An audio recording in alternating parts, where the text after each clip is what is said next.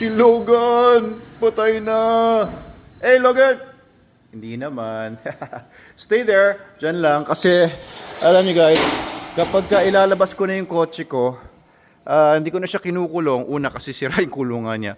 Pangalawa, marunong na naman siya magstay, no? Kaya kahit merong mga tao dyan sa labas or mga aso, pag sinabi ko naman sa kanyang stay, long stay, ay hindi na siya dyan aalis.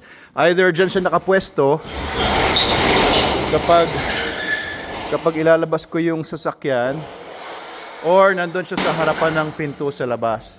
So, lalabas ko lang yung sasakyan ko, andyan lang yan nakastay. Stay lang ha, Logan ha, very good. I pray this, very good. Stay lang dyan, Logan. Ayan. Bye-bye, Freddy's. Hey, good boy, Logan. Good boy talaga yan si Logan, no? Diba? So, paglabas ko, andyan lang yan, di yan nagbo-bolt out. Kaya yan guys, lagi ko sinasabi, kapag may aso po kayo, dapat at least merong basic obedience training. Sa Manalo K9, pwede po namin kayong tulungan. Kung gusto nyo magpa-train ng aso ninyo, tutulungan po namin kayo. And very practical po ang training namin dito. Walang mga hindi kami masyadong nagte-training for mga tricks, for sports. Very practical training lang para po sa mga dogs natin, para sila ay functional and hindi magiging pasaway o sakit sa ulo. Kaya makita nyo si Logan, paglabas ko ng sasakyan, andun lang siya. Hahaha.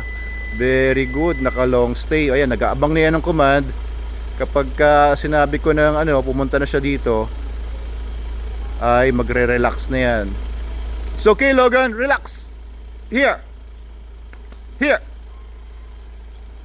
Yeah, good boy. So hindi naman sa dahil may sakit siya, kaya hindi siya makapunta dito. Ayan, nag-aalangan lang siya.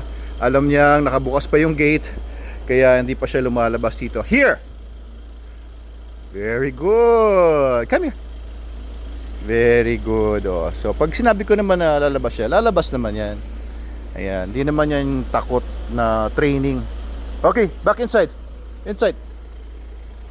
Ayan guys, magpa-train na kayo sa Manalo K9 and pakainin niyo yung mga aso nyo ng SDN, the best dog food in the multiverse. Sige, relax na Logan, relax. Okay, sige po, bye-bye. Okay ka lang dyan, Sol. Tignan ko lang yung tubig niya. Diyan ka lang muna, Sol, kasi nandito si Ate Marina. Oo, hindi pa yan sanay sa tao. Okay po. And guys, lagi dapat meron tayong ganyan kapag kami mga dogs tayong agresibo para may warning yung mga tao. Diba? And deterrent na rin yan sa mga masasamang tao. At least alam nila na merong aso na pumoprotekta dun sa property. And hindi nila maisip na gumawa ng masama sa bahay ninyo.